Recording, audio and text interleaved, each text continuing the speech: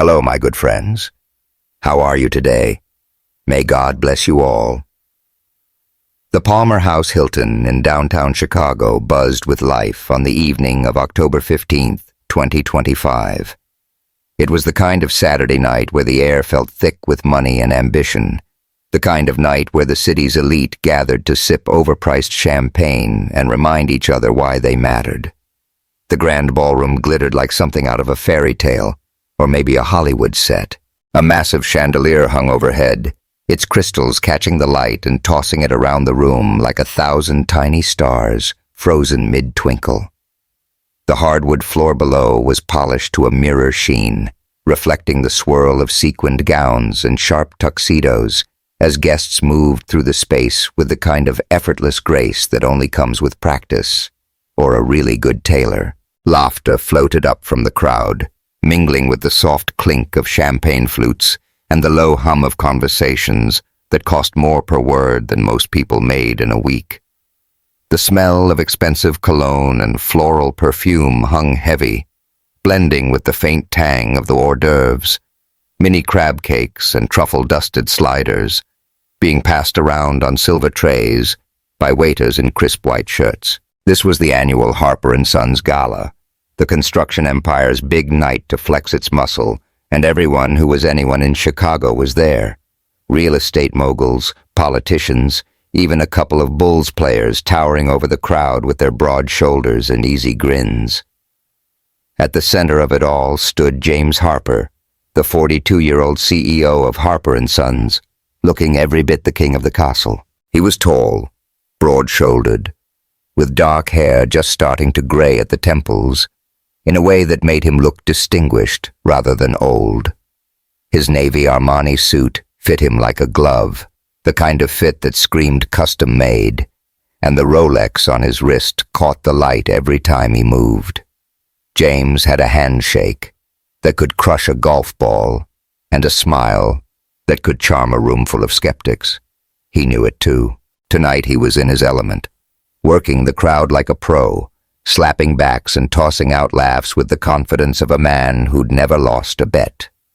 Beside him stood Grace Harper, his wife of 10 years, and if James was the king, she was the queen nobody saw coming. At 38, Grace carried herself with a quiet poise that didn't demand attention but got it anyway. Her skin glowed like polished ebony under the ballroom's golden light, and her deep purple silk dress hugged her curves with a sophistication that didn't need to shout. She'd pulled her hair into a sleek updo, leaving her neck bare except for a pair of small pearl earrings, modest by the standards of this crowd, but that was Grace. Everything about her was intentional. The way she stood, the way she smiled, the way she let James take the spotlight while she watched from just off-center.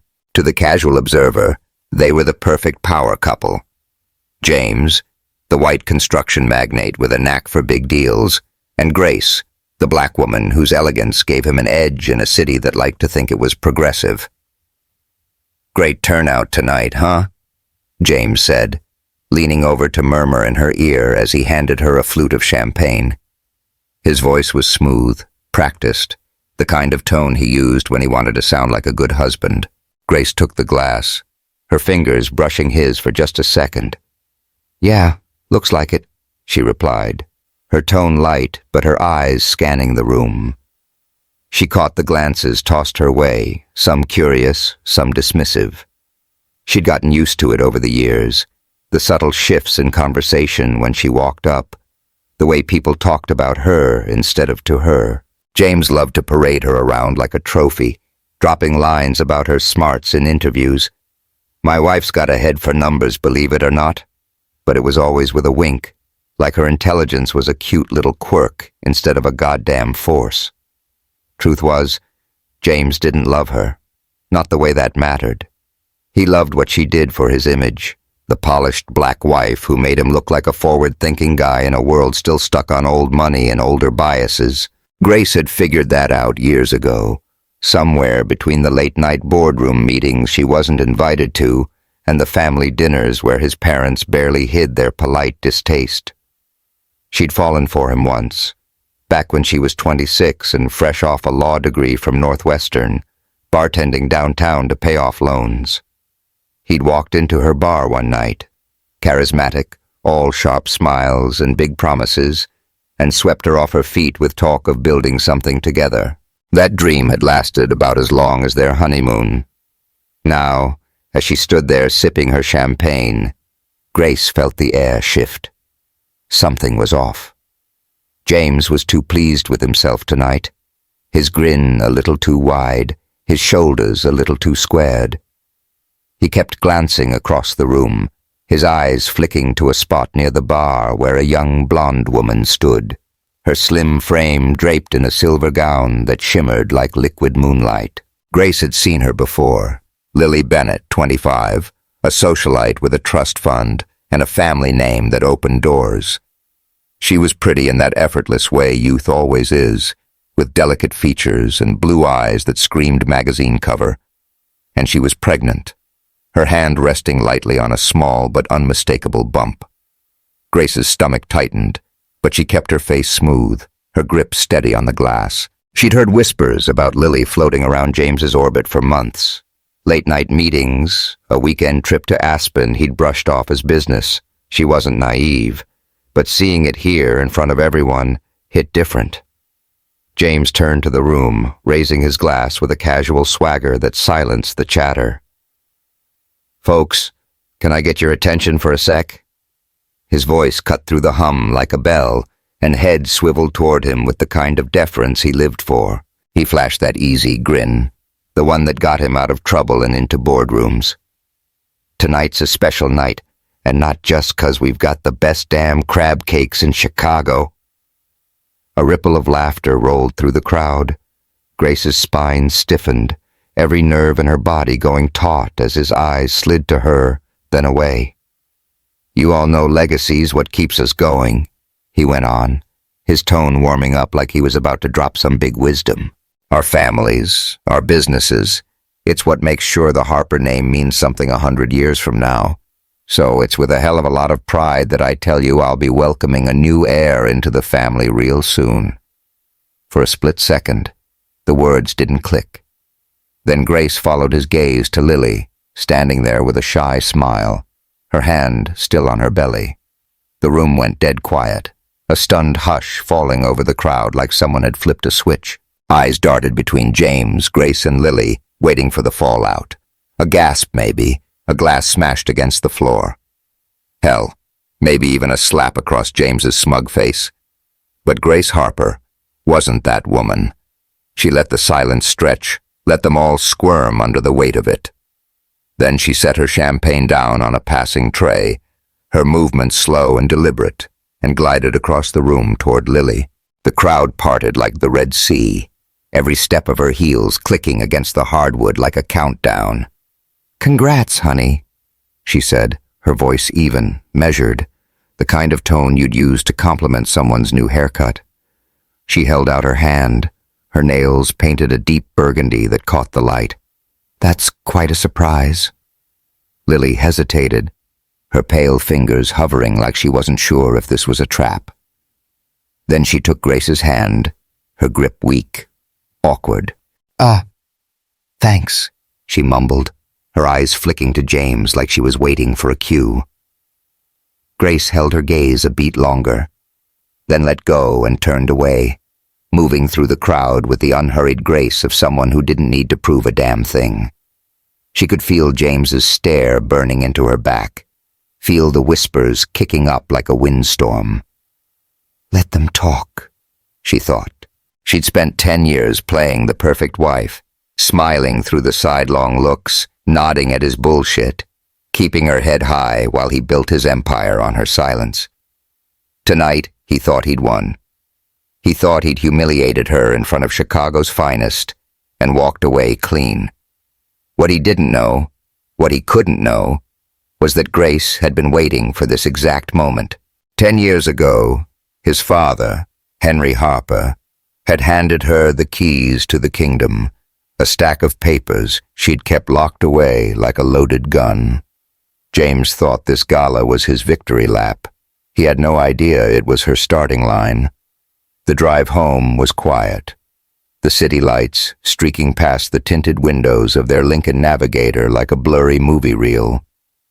James sat beside her, his fingers drumming against his knee, probably thinking he'd already sealed the deal. Grace kept her hands folded in her lap, her face a mask of calm, but inside, her mind was racing. This wasn't about Lily or the baby. This was about power, about taking back everything he'd tried to steal from her. "Hey," James said finally, his voice cutting through the hum of the engine. "You okay?" She turned her head just enough to meet his eyes, her lips curving into the faintest hint of a smile. "Never better," she said, and left it at that. He didn't push. In his mind, it was over. She'd take the payout, fade into the background, and let him write the next chapter with Lily. But Grace Harper had other plans. And as the car pulled up to their Lake Forest mansion, the first domino was already falling. Hey, if you're hooked on this drama already, hit that subscribe button and let me know in the comments where you're tuning in from. Chicago, Cali, or somewhere else. Let's see what Grace has up her sleeve. The Lincoln Navigator rolled through the quiet streets of Lake Forest, the engine purring like a cat that had just caught its dinner. Outside, the October night had turned crisp, the kind of chill that crept under your skin if you stood still too long. Inside, the leather seats were warm, the dashboard glowing soft blue, but the air between Grace and James Harper felt colder than the wind rattling the trees. Grace stared out the tinted window, watching the blur of million-dollar mansions and manicured lawns streak past, her hands folded tight in her lap like she was holding herself together. James sat beside her, his fingers drumming a lazy beat against his knee, his Rolex glinting every time they passed a streetlight. He hadn't said a word since they left the Palmer House Hilton, and she wasn't about to break the silence first. She could still hear the echo of his voice from the gala. A new heir into the family, the way it had landed like a sucker punch in front of Chicago's elite. The memory of Lily Bennett's shy smile, her hand on that baby bump, flashed through Grace's mind, but it wasn't jealousy twisting her gut. No, this was bigger than some blonde side piece. This was James thinking he could rewrite her out of his story, like she was just a footnote he could scribble over with a fat check and a pat on the head. 10 years of playing the perfect wife, smiling through his backhanded compliments, swallowing the quiet insults from his family. And he thought he'd won with one smug toast. She almost laughed. The car slowed as they pulled into the driveway of their Lake Forest mansion, a sprawling brick beast with ivy crawling up the walls and windows that glowed like eyes in the dark. The driver, a wiry guy named Tony, who'd been with the Harpers for years, hopped out and opened Grace's door first. She stepped onto the gravel, the cool night air brushing against her bare arms as her heels clicked up the marble steps. James followed, his pace slow and easy, like they'd just come back from a boring dinner instead of the seismic shit show he'd orchestrated. Inside, the foyer was dim, the chandelier overhead casting long shadows across the polished floors. It smelled like lemon polish and old money, the kind of place that screamed wealth but felt more like a museum than a home. Grace had loved it once, back when she'd thought she could make it hers, fill it with something real.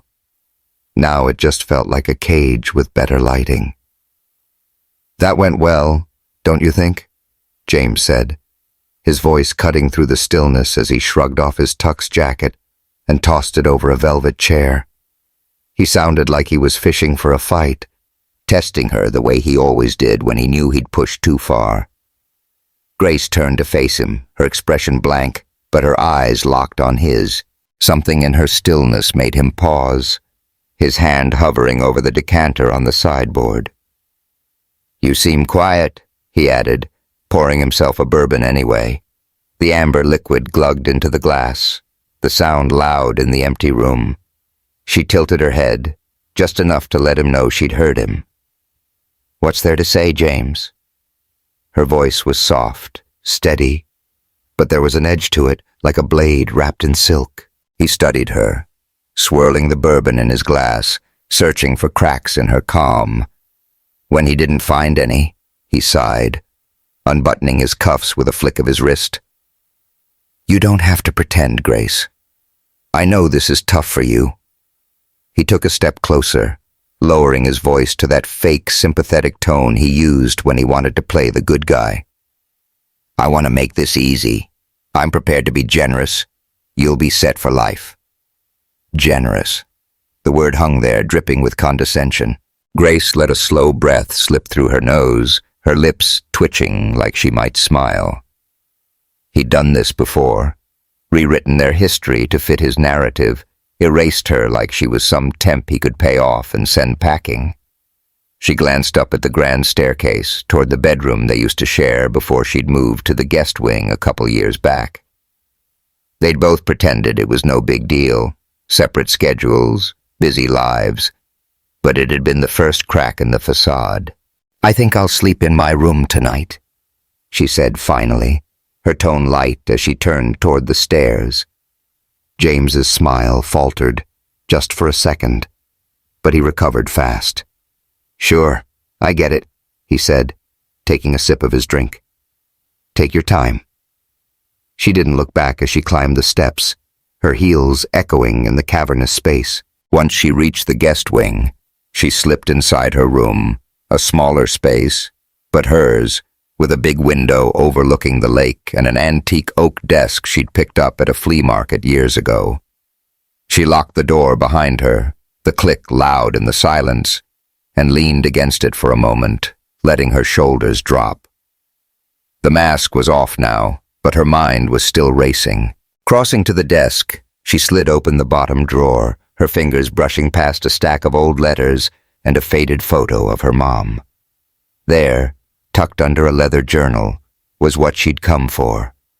A slim folder, its edges worn from years of waiting.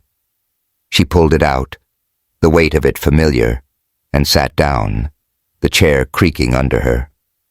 The city glittered beyond the glass, Lake Michigan stretching out like a dark mirror under the moon.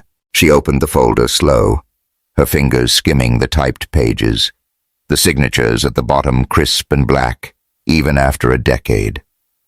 10 years ago, Henry Harper, James's old man, had called her into his office downtown. He'd been a tough bastard, all sharp edges and sharper eyes, even in his last days. She could still picture him behind that big mahogany desk, his hands folded over a cane he didn't need but carried like a scepter. "James is my son," he'd said, his voice gravelly but firm. "But he's not who you think he is." Grace had sat there, still as stone, waiting. She'd thought maybe he was about to tell her to leave, that he didn't approve of her marrying into the family. But then, he'd kept going. "He's arrogant, reckless. I built Harper Sons from nothing, and I'll be damned if I let him burn it down." He'd slid the folder across the desk, his gaze locking with hers. "You'll have control, Grace, not him, not till I'm sure he's ready. And if that day never comes, it's yours to keep." She hadn't understood it fully back then, just 28, still starry-eyed about James, but she'd taken the papers, signed them, and stashed them in a safe deposit box at First Chicago Bank until Henry passed, and she'd moved them here. Now, as she traced the ink with her fingertip, it all clicked. Henry had seen what James couldn't. His own son was a ticking time bomb, and Grace was the failsafe. Her hand shook, just a little, as she closed the folder. She stood and crossed to the mirror above the dresser, staring at her reflection. The woman looking back was calm, composed, her makeup still flawless despite the night she'd had. But inside, she was a mess of jagged edges. She thought about that first night with James, 12 years back, at a dive bar off Michigan Avenue. He'd walked in all charm and swagger, bought her a whiskey, and talked about the future like it was a promise he could keep. She'd believed him, believed they'd build something together. Now, she wondered how much of herself she'd lost along the way. 10 years, she thought. Was it worth it? The question hung there, heavy as the folder in her hand. She set it down and grabbed her phone from her purse, scrolling to Mark Sullivan's number. Her lawyer, a guy she'd kept on speed dial for years, waiting for a night like this. It was 2 a.m., but he picked up on the second ring, his voice groggy but alert. "Grace, you okay?" "It's time, Mark," she said, her voice steady now, the tremble gone. "Get everything ready." There was a pause, the rustle of papers on his end. "You sure?" "Yeah," she said, glancing at the folder. "I'm sure." "All right, I'll have it all set by morning." She hung up, letting the phone drop onto the desk. Her eyes flicked to the window again, the city lights winking like they were in on the secret. James thought tonight was his big win, parading Lily around, tossing Grace aside like yesterday's news. He had no idea the game had just started. Grace exhaled, smoothing the wrinkles from her dress. Tomorrow, she'd make her first move. But tonight she'd sleep like a woman who'd already won. Whoa, things are heating up. Subscribe now to catch every twist and drop a comment. Do you think Grace has got this in the bag? Or is James still holding an ace? Sunday morning broke over Lake Forest with a gray drizzle, the kind of weather that made you want to stay in bed with a cup of coffee and pretend the world didn't exist. But Grace Harper wasn't the type to hide under the covers. She was up before dawn, standing in the kitchen of the Harper mansion, the soft hiss of the kettle filling the silence. The room was massive. White marble counters, stainless steel appliances, a chandelier over the island that looked like it belonged in a hotel lobby instead of a home. Outside, rain streaked the floor-to-ceiling windows, turning the view of the backyard, complete with its infinity pool and manicured hedges, into a blurry watercolor mess. Grace was dressed simple, but sharp. A navy dress that hit just above the knee, sleeves rolled up to her elbows, her hair still in that sleek updo from the gala. She poured hot water over a tea bag, Earl Grey, her go-to when she needed to think, and watched the steam curl up, her mind already 3 steps ahead. Last night's call to Mark Sullivan had set the wheels in motion, but this wasn't a one-woman show. She needed allies, and she needed them fast. Her phone buzzed on the counter, Mark's name lighting up the screen. She picked it up, cradling it between her ear and shoulder as she stirred her tea. "Morning," she said, keeping her voice low. The house was quiet, but James could wake up any minute, and she wasn't about to tip her hand. "Morning," Mark replied, sounding more awake than he had at 2 a.m.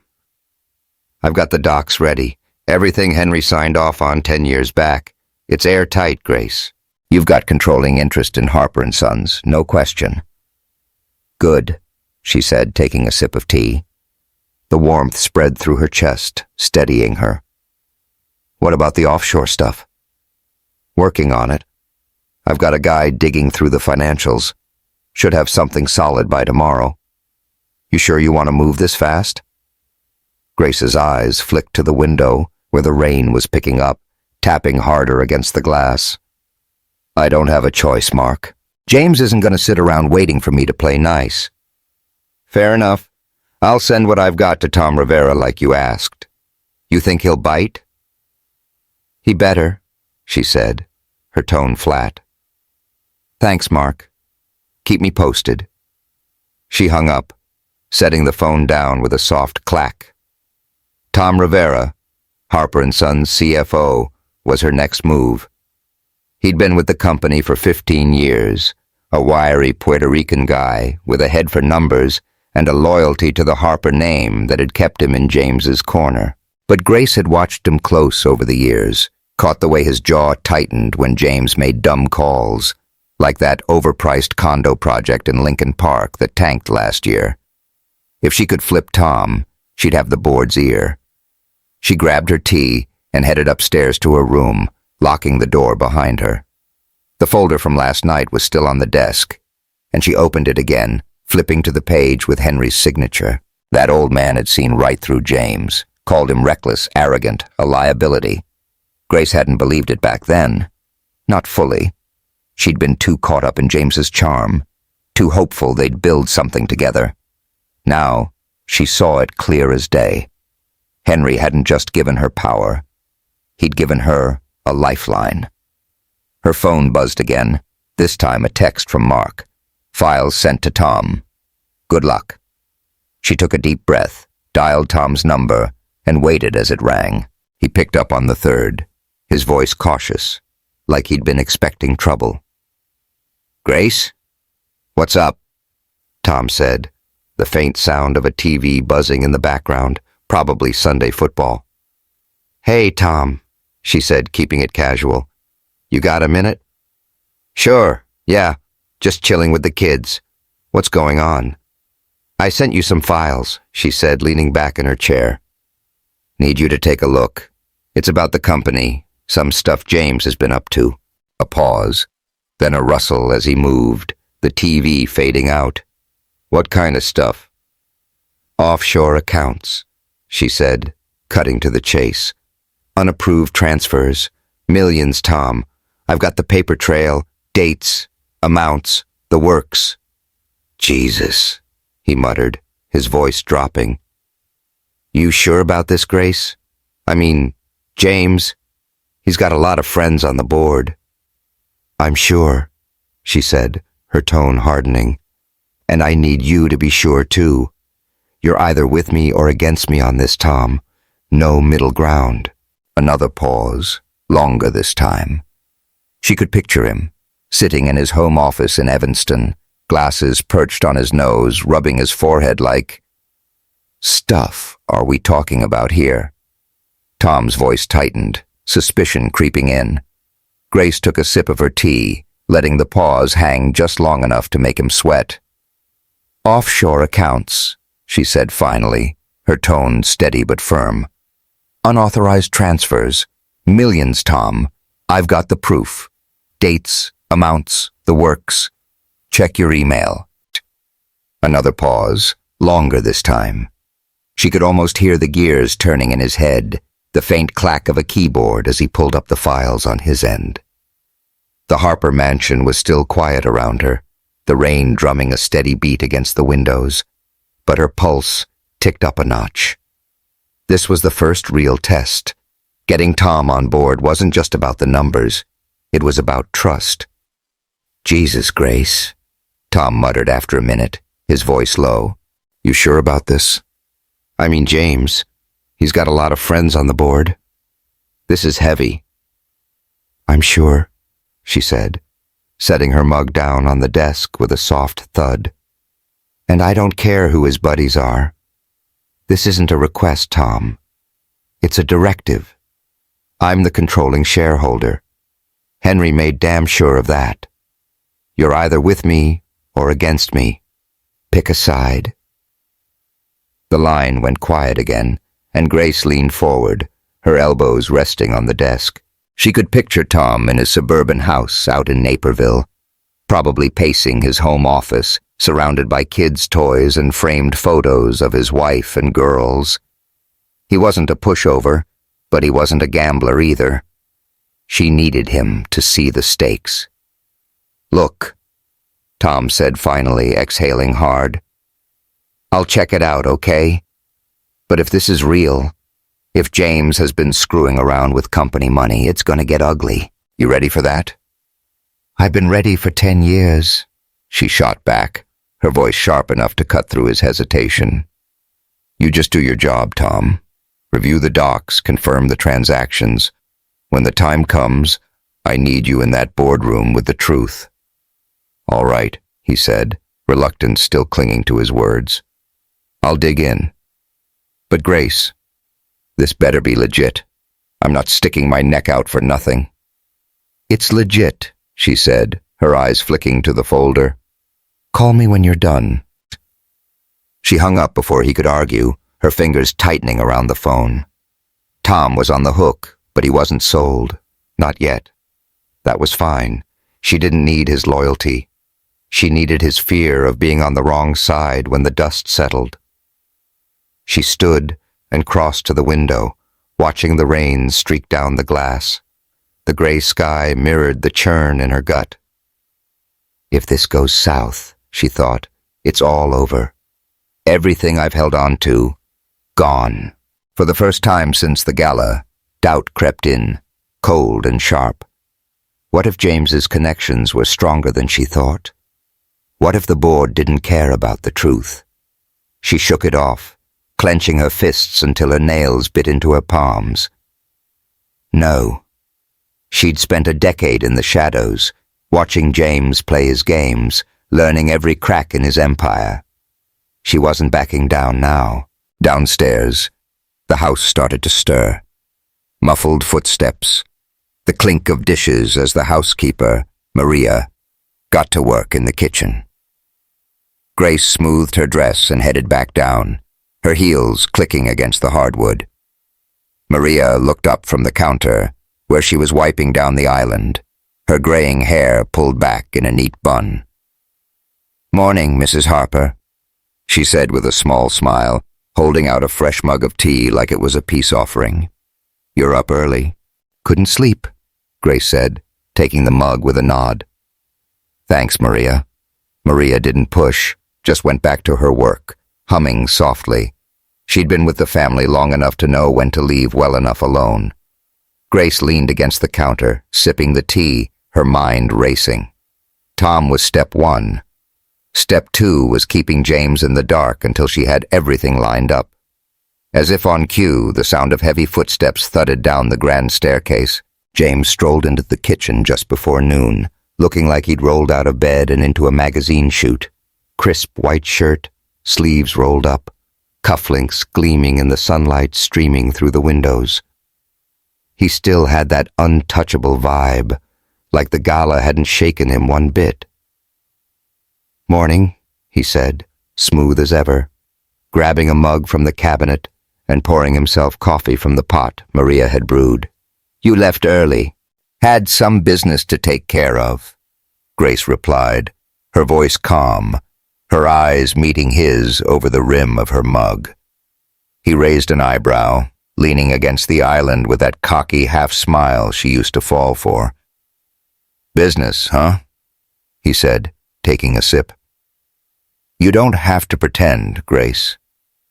I know last night wasn't easy, but trust me, I'm doing you a favor here. This doesn't have to get messy. We can keep it civilized." She let a small, almost indulgent smile curl her lips.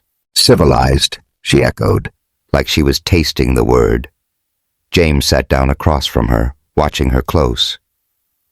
"Yeah, I've already talked to my lawyers. They'll reach out with the settlement details. It's more than fair. You'll be good."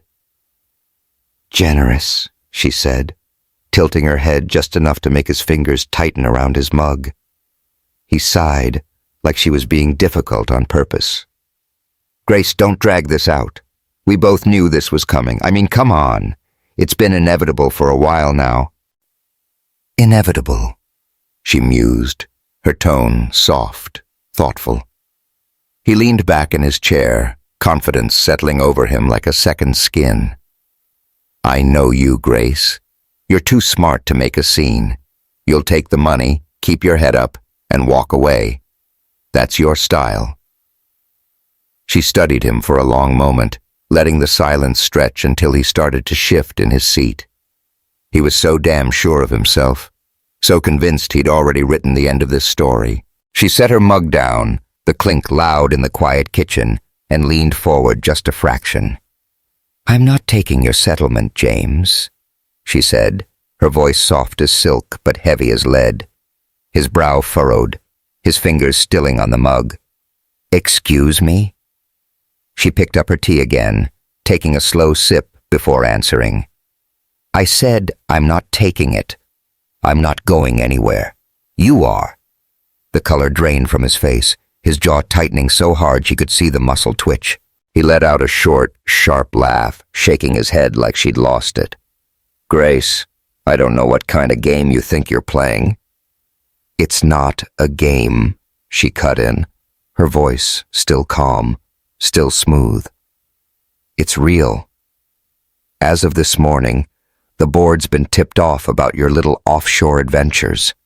Every transfer, every dollar you funneled out of Harper Sons. It's all documented, verified, and ready for an emergency meeting. I control this company, James, not you. And by tomorrow you won't be CEO. He shot to his feet, the chair scraping loud against the floor. You have no idea what you're doing, he snapped, his voice low, furious. Grace lifted her gaze to meet his, unshaken, unblinking. No, James. I've known exactly what I'm doing for 10 years. The room went dead silent, the air crackling between them. For the first time since she'd met him, James Harper looked rattled, really rattled, his hands clenched into fists, his breath coming fast. But he didn't say another word. He just turned and stormed out, the kitchen door swinging shut behind him with a bang. Grace exhaled, her shoulders relaxing just a fraction. She could hear him in the study now, his voice muffled but urgent, probably on the phone pulling every string he had left. She stood and walked to the window, watching the rain smear the glass. He was fighting back. She'd known he would. The board was still a wild card, and Tom wasn't fully in her corner yet. If she misstepped now, it'd all come crashing down. But Grace Harper didn't misstep. Not after a decade of waiting. She turned away from the window, her jaw set, and headed upstairs to get ready for war. Tension's rising, folks. Subscribe to see if Grace can outsmart James, and let me know, who are you rooting for right now? Monday morning dawned crisp and clear over Chicago. The kind of October day where the sky stretched out like a clean slate, all sharp blue and endless possibility. Grace Harper stood by the floor-to-ceiling window in her private sitting room on the second floor of the Lake Forest mansion, cradling a mug of coffee in her hands. The steam curled up, fogging the glass just enough to blur the view of the sprawling estate below. Perfectly trimmed hedges, a stone fountain gurgling away, the kind of picture postcard life James loved to flaunt. From up here, the world looked small, the people outside just flickering shadows against the enormity of what she was about to claim. She'd barely slept, her mind replaying every move she'd made since Saturday night. The gala, the call to Mark, the push with Tom. James had been quiet since their blowout in the kitchen yesterday, but she could feel him stirring, the energy in the house shifting like the air before a storm. The staff moved slower today, their footsteps softer, like they knew something big was brewing. Grace took a sip of her coffee, black, no sugar, the way she liked it when she needed to stay sharp, and set the mug down on the windowsill. It was 8:30 a.m. The emergency board meeting was set for 9 at Harper Sons headquarters downtown. She had 15 minutes before the car came. She dressed with precision, a tailored gray blazer over a white silk blouse, black slacks that hit just above her ankle, and heels that clicked with authority. No jewelry today. Just her wedding ring, a thin gold band she hadn't taken off in 10 years, though she couldn't say why she still wore it. Habit, maybe, or a reminder. She pulled her hair back into a low bun, checked her reflection in the mirror, and nodded to herself. Calm, composed, ready. Downstairs, she heard James in the study, his voice low and clipped, probably on the phone, scrambling to rally the board. She didn't stop to listen. It didn't matter what he was saying. She'd see him in the ring soon enough. She grabbed her leather portfolio from the hall table, stuffed with the documents Mark had prepped, and headed outside just as the black Mercedes pulled up, its engine purring soft against the crunch of gravel. The driver, Tony, gave her a quick nod as he opened the door. "Morning, Mrs. Harper," he said, his tone neutral but his eyes flicking to the house like he knew something was up. "Morning, Tony," she replied, sliding into the back seat. She glanced back at the mansion as they pulled away, its red brick facade towering against the sky, the place she'd lived for a decade but never really owned. Not the house itself, anyway. What she'd wanted was something more, something James had dangled and then snatched away. Today, she was taking it back. The drive to downtown Chicago was quick, 30 minutes with no traffic, the city waking up slow on a Monday. The Harper Sons headquarters loomed ahead as they hit the loop, a sleek tower of steel and glass that stabbed into the skyline like a middle finger to anyone who doubted the family's clout. The executive boardroom took up the whole west side of the top floor, a cavernous space with dark wood paneling, a long mahogany table, and portraits of past Harper patriarchs glowering down from the walls. Grace had been in that room 100 times, always as James's arm candy, never as a player. Today, that changed. She stepped out of the car at 8:45, the wind off Lake Michigan tugging at her blazer as she crossed the plaza. The lobby was all marble and glass. The receptionist, a 20-something blonde named Kelly, giving her a tight smile as she waved her through. Grace rode the elevator alone, the hum of it climbing 40 floors, giving her a minute to breathe. Her phone buzzed. Mark again. "Everything's set," he said when she picked up. "Tom's got the financials. Board's been briefed. You're good." "Thanks, Mark," she said, her voice steady. "See you after." The doors slid open, and she stepped into the boardroom, her heels clicking soft against the marble floor. The room was already half full. 12 men in suits, some gray-haired relics who'd known Henry Harper back in the day, others younger guys James had handpicked to kiss his ass. They all turned to look at her, some with curiosity, some with smirks. James was there too, sitting at the head of the table like a king on his throne, suit pristine, hair perfect, but a tension in his shoulders he couldn't hide. He'd spent the last 24 hours fighting this, and it showed in the faint shadows under his eyes. "Grace," he said, his voice neutral, but his eyes narrowing. "You're early." She didn't rush. She walked to the empty chair at the opposite end, the spot usually reserved for the board's senior member, set her portfolio down, and adjusted her blazer before sitting. "I like to be prepared," she said, her tone cool, meeting his gaze across the table. A murmur rippled through the room. She caught the glances, some uneasy, some amused. They'd seen the files Mark sent last night, the offshore transfers Tom had verified. They knew what was coming, even if they didn't want to admit it. Ed Coleman, the chairman, a wiry guy in his 60s with a face like a weathered map, cleared his throat, adjusting his glasses as he flipped through a stack of papers. "We've got a lot to cover this morning," Ed said, his voice gravelly but even. "Mrs. Harper's brought some serious issues to our attention. Financial irregularities that need a hard look."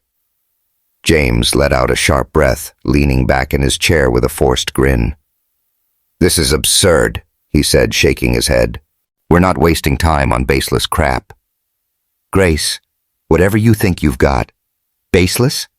she cut in, lifting a single brow as she opened her portfolio. She slid the first document across the table toward Ed, her movements smooth, deliberate. "This is the first transfer. 6 months ago, $5 million, routed through a shell company in the Caymans, labeled as an expansion investment. No board approval." Ed picked it up, scanning it with a practiced eye. His face stayed blank, but his fingers tightened on the edges. Grace slid another paper over. 3 months ago, another $3 million. Same deal. Funds never came back. James's composure cracked, just a hair. He leaned forward, his voice rising. "This is bullshit. These are routine moves. If you knew anything about how this company runs, you'd get that." Grace tilted her head, studying him like he was a kid throwing a tantrum. "Routine?" she said, then turned to Ed. "Mr. Coleman, care to explain why these routine transfers never hit the board's radar?" Ed set the papers down, his gaze shifting to James, hard and steady. I'd like an answer to that too. The room went heavy, the air thick with tension. James's fists clenched on the table, his jaw working like he was chewing on a comeback. "This is a coup," he said, his voice low, furious.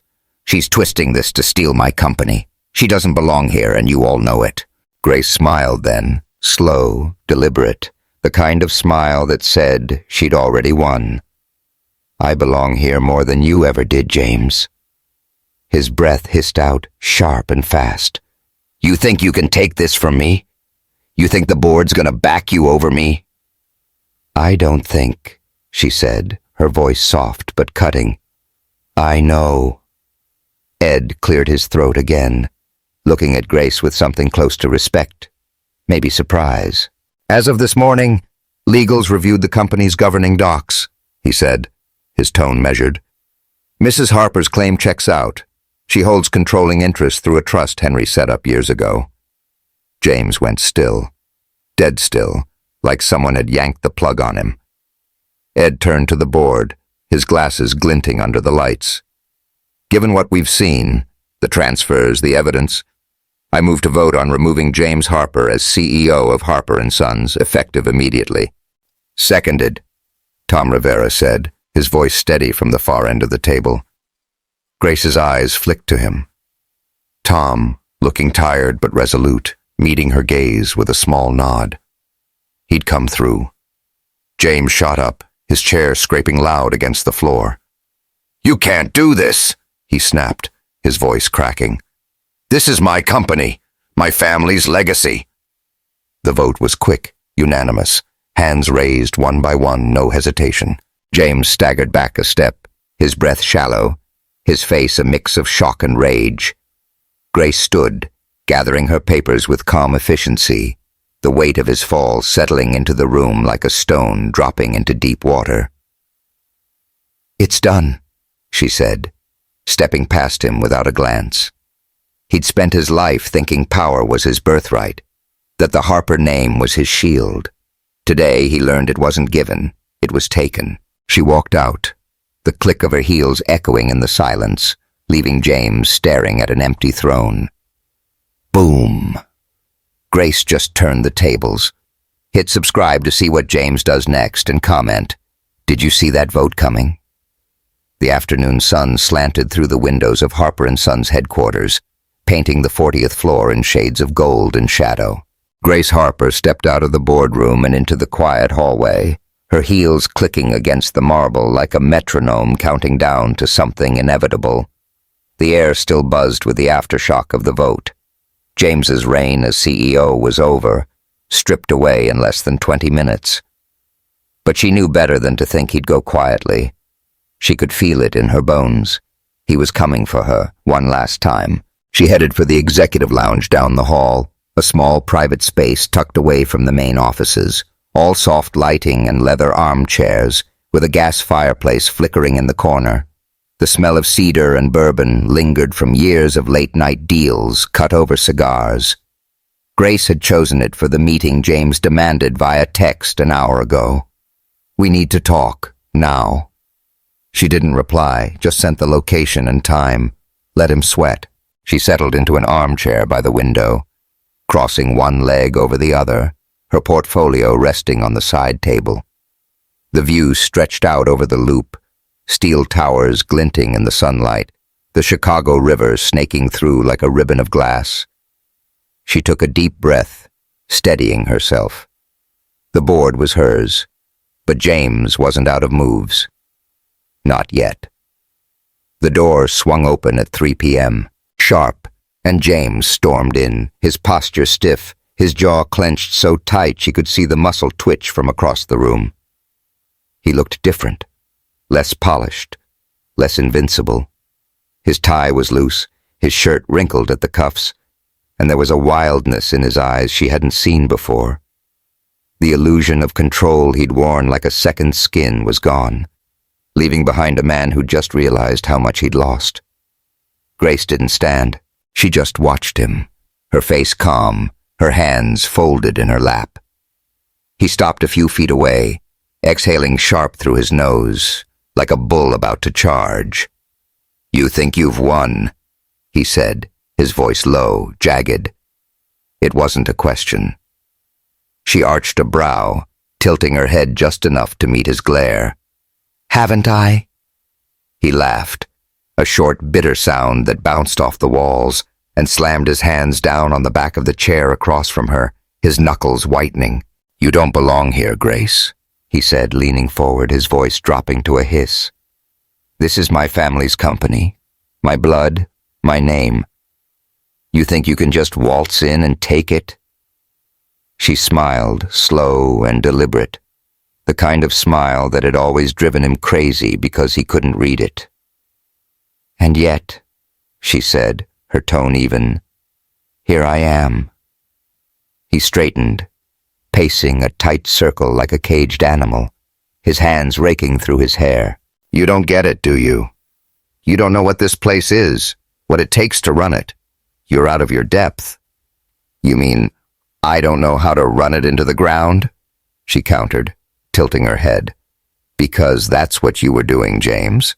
Siphoning millions, hiding it from the board, real genius stuff." His jaw clenched, his eyes narrowing to slits. "This is personal for you," he snapped, pointing a finger at her.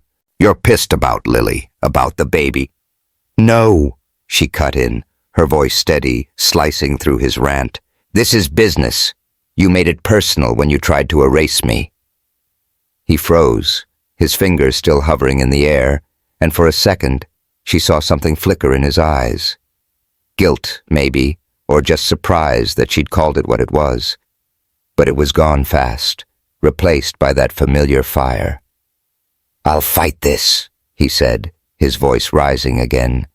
"I'll drag it through every court in Illinois." "You think I'm done? I've got people, lawyers, board members who'll flip when they see what this does to the stock." Grace nodded, like she was considering it, her expression unruffled. "You could try," she said, leaning back in her chair. "But you won't win." He barked out another laugh, humorless and raw. "You think I don't have allies? You think they'll stick with you when the shit hits the fan?" "I think you overestimate them," she replied, her voice cool as steel, "just like you overestimated yourself." His gaze darkened, his breath coming fast now. He leaned over the table between them, close enough that she could smell the faint tang of coffee and desperation on him. "What do you want, Grace?" he asked, his voice low, dangerous. "What's the end game here?" She let the question hang, her eyes locked on his, unblinking. Then she leaned forward, just enough to close the gap, her voice dropping to match his. "I want you gone." His lips pressed into a thin line, his hands curling into fists on the table. "You're dreaming," he said, but there was a crack in his bravado now, a tremor he couldn't hide. "You'll keep your personal stuff," she went on, her tone matter-of-fact. "The houses, the cars, whatever you made before you started dipping into company funds. But Harper and Sons, you're out, permanently." He leaned back, exhaling hard through his nose. "And if I say no?" She took her time answering, letting the silence stretch until it pressed against the walls. "Then you lose everything," she said, her voice calm, final. "I'll hand every scrap of your financial mess to the feds, every transfer, every lie. The Harper name won't just be tarnished, James. It'll be radioactive." His knuckles went white, his breath uneven, his eyes darting like he was looking for a way out that wasn't there. For the first time in his life, James Harper had no leverage, no charm, no connections, no name to fall back on. She could see it sinking in, the realization that he'd played himself. "You've got one day to decide," she said, standing and smoothing her blazer. "I'll expect your answer by morning." She turned to leave, her heels clicking steady against the floor, but his voice stopped her at the door. "You're a cold bitch, you know that?" he said, low and bitter. Grace paused, glancing back over her shoulder. "Maybe," she said with a faint shrug. But I'm the one still standing. She walked out, the door swinging shut behind her with a soft thud, leaving James alone with his ghosts. Back in the elevator, she let out a breath she didn't know she'd been holding, her shoulders relaxing just a fraction. He'd fight. She knew he would, but she had him cornered. The board was hers, the evidence was ironclad, and her phone buzzed in her pocket, pulling her out of her thoughts. She fished it out, frowning at the name on the screen. Lily Bennett. Grace hesitated, her thumb hovering over the call button. Lily had been a pawn in James's game, sure, but she wasn't Grace's problem. Still, something, curiosity maybe, made her answer. Grace? Lily's voice came through, small and shaky. I need to talk to you, please. What's this about? Grace asked, her tone guarded as the elevator dinged and opened to the lobby. I've got something you need to see, Lily said, her words tumbling out fast. Can I come to your office? It's about James. Grace's stomach tightened, but she kept her voice steady. Fine. Be here in an hour. She hung up, stepping into the lobby as the afternoon light poured through the glass walls. An hour later, she was back on the 40th floor, sitting behind the desk in what used to be James's office, now hers, at least until the paperwork was official. The space was all sleek lines and modern edges, a glass-topped desk, a leather chair that still smelled faintly of his cologne. She'd added one touch of her own, a small vase of white lilies she'd picked up from a street vendor on the way in, a quiet claim on the room. The door opened and Lily stepped in, looking less like the polished socialite from the gala and more like a kid caught in the rain. Her blonde hair was pulled back in a messy ponytail, her oversized sweater hiding most of her baby bump, and her blue eyes were red-rimmed, like she'd been crying. She clutched a manila envelope in her hands, her fingers trembling. Grace, she said, her voice cracking. Voice, I don't expect you to forgive me. Good. Grace cut in, leaning back in her chair, her expression cool. Lily flinched but nodded, stepping closer. I didn't know, she said, her words rushing out. Not about the company, not about what he was doing. I thought he loved me, you know. But after the gala, he sent me this. She slid the envelope across the desk, her hands shaking. It's emails, stuff he didn't think I'd keep. Tax evasion plans, more accounts. I don't want my kid growing up with his lies. Grace stared at the envelope, then at Lily, her mind racing. She reached for it, flipping it open to scan the pages, printouts of emails between James and some accountant, dates and figures that matched what Mark had dug up, plus more she hadn't seen. Her breath caught. This wasn't just ammo. It was a kill shot. She looked up at Lily, her gaze softening just a fraction. Why bring this to me? Lily wrapped her arms around herself, her voice barely above a whisper.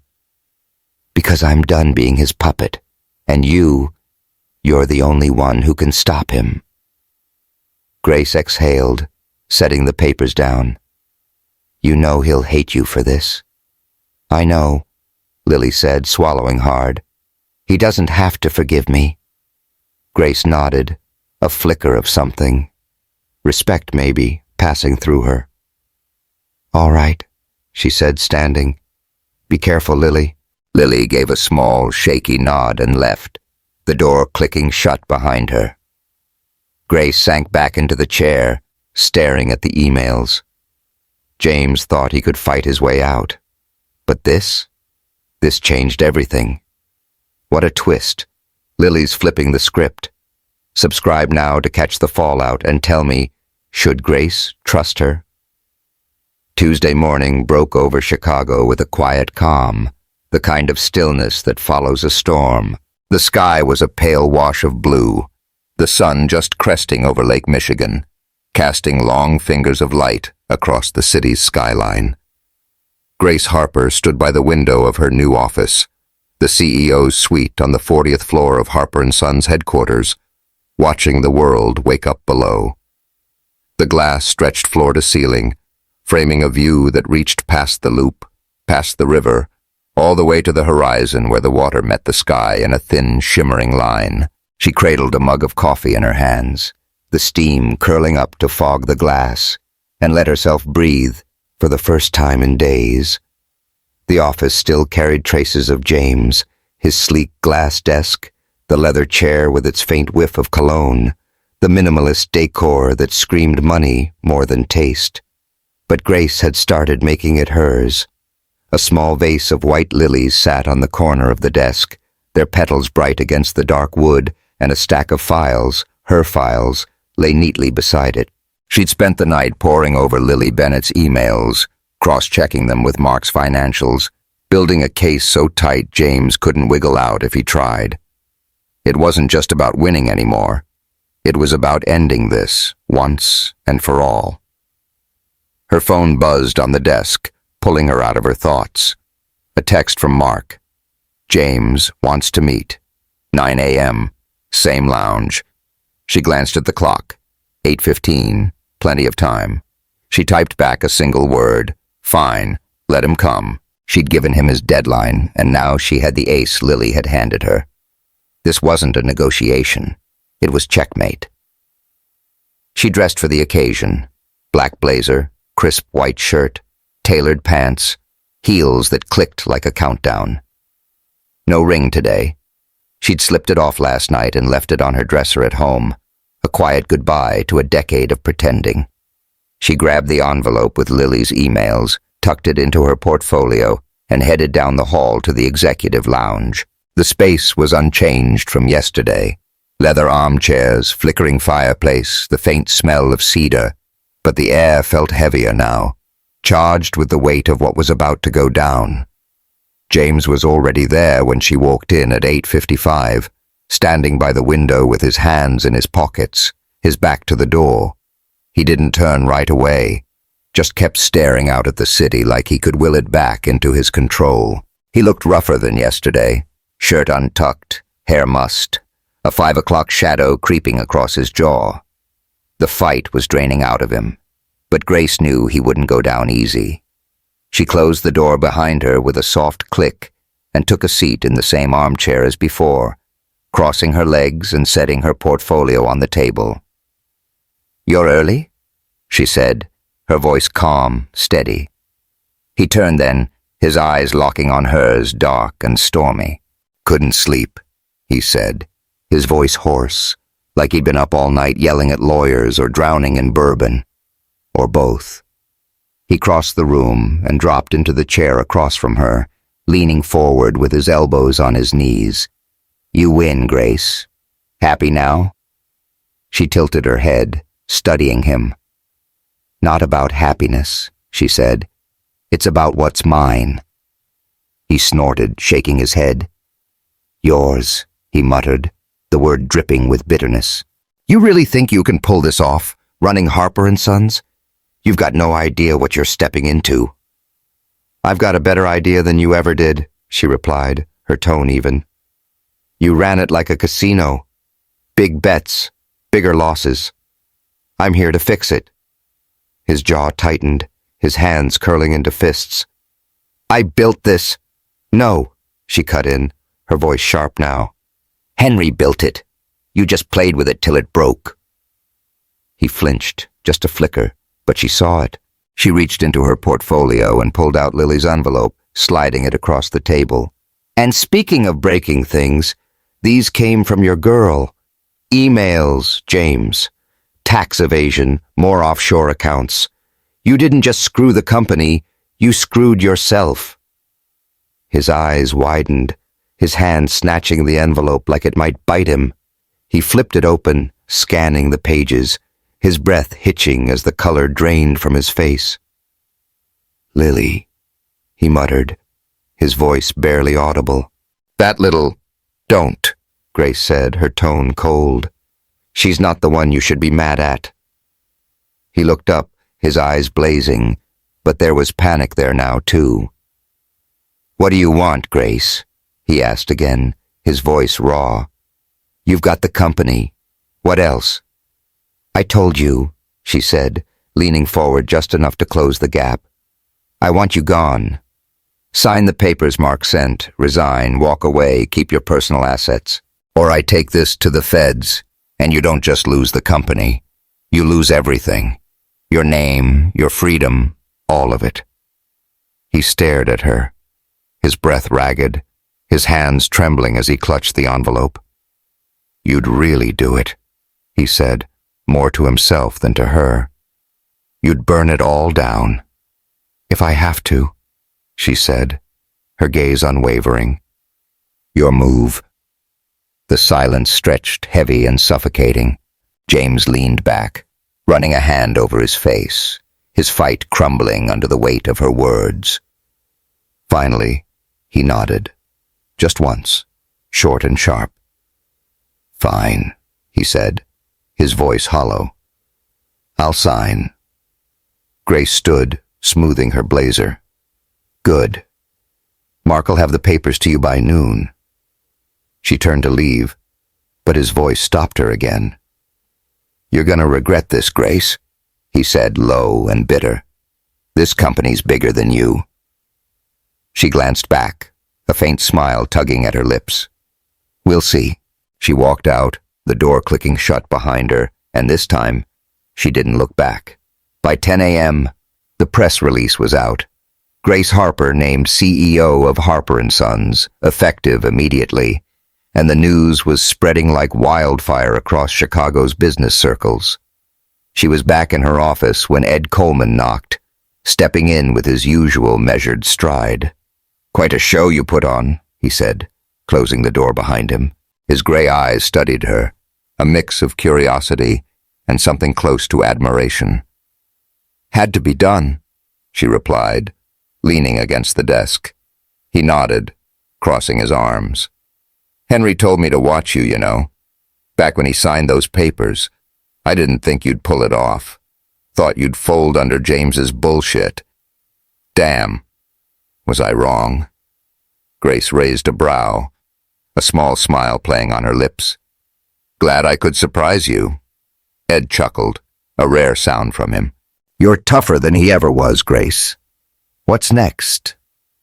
She glanced at the stack of files on her desk, plans, projections, the mess James had left behind. We rebuild, she said, her voice firm. He gutted this place. Trust, money, all of it. We start over. You'll have pushback, he warned, his tone serious. I expect it, she said, meeting his gaze.